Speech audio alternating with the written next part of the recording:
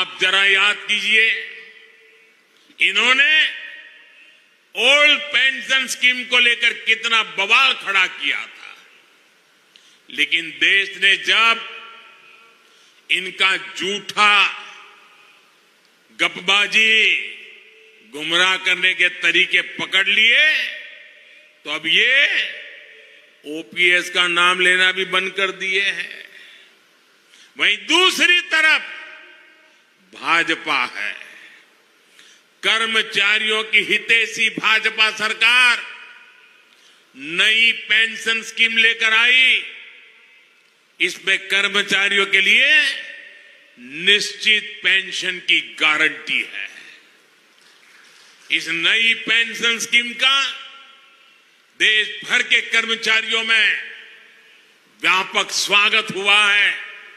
सरकारी कर्मचारियों ने उस पर बहुत खुशी जताई है।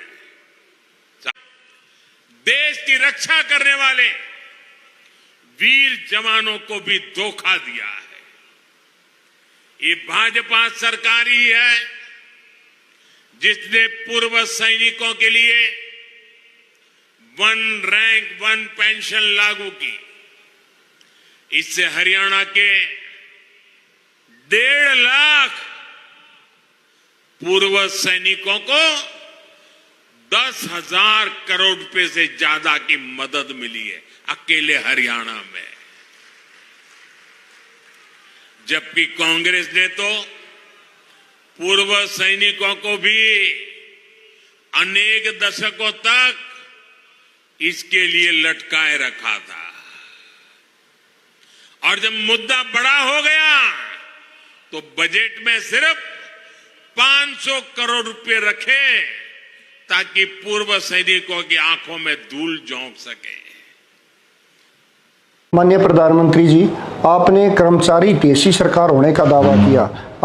अगर आपकी सरकार कर्मचारी हितैषी थी तो कर्मचारियों के ओपीएस मांगने पर उनके ऊपर लाठियां क्यों भांजी गई? और अगर आपकी सरकार कर्मचारी हितैषी थी तो आप एक बार मनोहर लाल खट्टर जी से और नायब सिंह सैनी जी से पूछ लीजिए, उन्होंने कर्मचारियों के ऊपर पानी की बौछारें और आंसू गैस के गोले क्यों छोड़ने का काम किया? अगर आपकी सरकार कर्मचारी हितैषी थी तो आप अपने मुख्यमंत्री जी से पूछिए तो वो कर्मचारियों को लगातार धमकी क्यों दे रहे हैं, उनके ऊपर दबाव डालने की कोशिश क्यों कर रहे हैं? और जिस नई पेंशन योजना को आप कर्मचारियों के लिए बेहतर बता रहे हैं, उसको लेकर तो पूरे देश के अंदर कर्मचारियों के अंदर पूरा रोष है।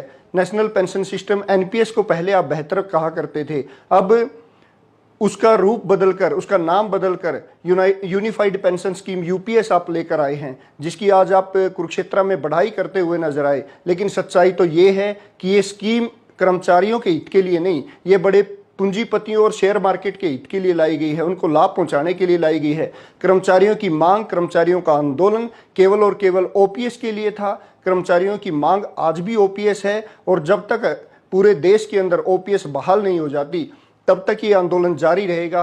पहले भी हमने दिल्ली में लाखों लाख कर्मचारियों की एक बड़ी रैली की थी, और ये दुर्भाग्य था कि उनके साथ आपने बात करना तक उचित नहीं समझा था, इसके ऊपर 2 शब्द तक बोलना उचित नहीं समझा था। आज हरियाणा प्रदेश में चुनाव है, देश के कई राज्यों में चुनाव है, और यहाँ पर हमारा आंदोलन इतना मजबूत है कि आपको पता है कि ओपीएस आंदोलन के बल पर कर्मचारियों की नाराजगी के कारण आपकी सरकार सत्ता से बाहर जाने वाली है। इसी डर से आज आपको ओपीएस के ऊपर बोलना भी पड़ा, और नई बाजार आधारित जो आपकी नीति है उसको बेहतर बताने की कोशिश की गई। असल बात यह है, हरियाणा प्रदेश का और देश का एक एक कर्मचारी ना तो एनपीएस चाहता, ना यूपीएस चाहता, हर कर्मचारी ओपीएस की मांग कर रहा है। आपसे हमारी मांग यही है कि या तो ओपीएस को बहाल करो, वरना जो वोट फॉर ओपीएस की मुहिम है उसको हम और तेज करने का काम करेंगे, और ओपीएस बहाली पर हमारा साथ देने वाली और ओपीएस बहाली का वादा करने वाली सरकार लाने का काम करेंगे। अभी केंद्र सरकार का जिस निर्णय की आप बात कर रहे हैं कि सरकारी कर्मचारियों को एनपीएस के बजाय यूपीएस देगी, मैं बार बार एनएमओपीएस का राष्ट्रीय अध्यक्ष होने नाते, और आप सबने देखा भी होगा, कवर भी किया होगा, 1 अक्टूबर को जो दिल्ली की रैली थी उस सब की एक मांग थी, जहां लाखों लाख लोग आए, ओपीएस की मांग की। और हम लोग उम्मीद भी कर रहे थे कि सरकार हो सकता है इस पर बहुत गंभीरता से विचार करे, लेकिन अभी जो इन्होंने लेके आए हैं वो सच में एनपीएस से भी खराब है। इस दृष्टि से खराब है कि आपने नाम बदले हैं, व्यवस्था सब वही है, पीएफआरडीए काम करेगा, 10% हमारी कटौती होगी, एनएसडीएल उसको देखेगा, वो सारी व्यवस्था हो गया। आपने एक चीज उसमें डालने की कोशिश की कि लास्ट वेतन का हम बेसिक का 50% देंगे। तो अगर आपकी ईमानदारी यही है 50% देने की, तो फिर ओपीएस में भी तो लास्ट सैलरी का 50% है। तो फिर आपको ओपीएस से इतनी ज्यादा परहेज क्यों हो रही है, अगर ऐसा है जैसा बता रहे हैं। और माननीय मंत्री जी का बयान भी आया था उसी संदर्भ में कि जो व्यक्ति एनपीएस में है वो ओपीएस यूपीएस ले सकता है, विकल्प रहेगा। तो मैं कहता हूं एक विकल्प आप पूरे देश के लोगों को ओपीएस का दे दीजिए, ये सारा कुछ अपने आप खत्म हो जाएगा। पूरे देश का एक एक कर्मचारी ओपीएस के लिए तैयार है और ओपीएस के लिए ही रहेगा। हम यूपीएस पर बिल्कुल तैयार नहीं है। जिन लोगों ने सहमति दी है, मजेदार बात है कि वो सब ओपीएस ले रहे हैं जो सहमति दिए हैं। बाकी देश का जो एनपीएस से पीड़ित है उसको ओपीएस ही मांगी है और ओपीएस ही हमारी डिमांड है। हाँ, ये बात जरूर है कि संघर्षों से सरकार के संज्ञान में बात गई और वहां तक माननीय प्रधानमंत्री जी उसको संज्ञान लिए।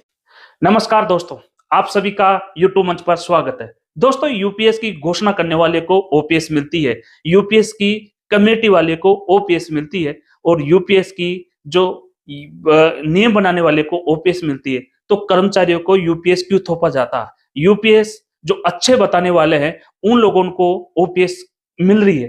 तो दोस्तों, इसमें कहीं ना कहीं झोल है कि अगर यूपीएस इतनी अच्छी होती तो सबसे पहले नेतागण, सेक्रेटरी और बड़े आला अधिकारी क्यों नहीं ले रहे हैं? वो ओपीएस का फायदा ले रहे हैं। तो उनको यूपीएस पहले लेना चाहिए, उसके बाद में कर्मचारियों को देना चाहिए। दोस्तों, कहीं ना कहीं यूपीएस और ओपीएस में बहुत ही बड़ा अंतर है।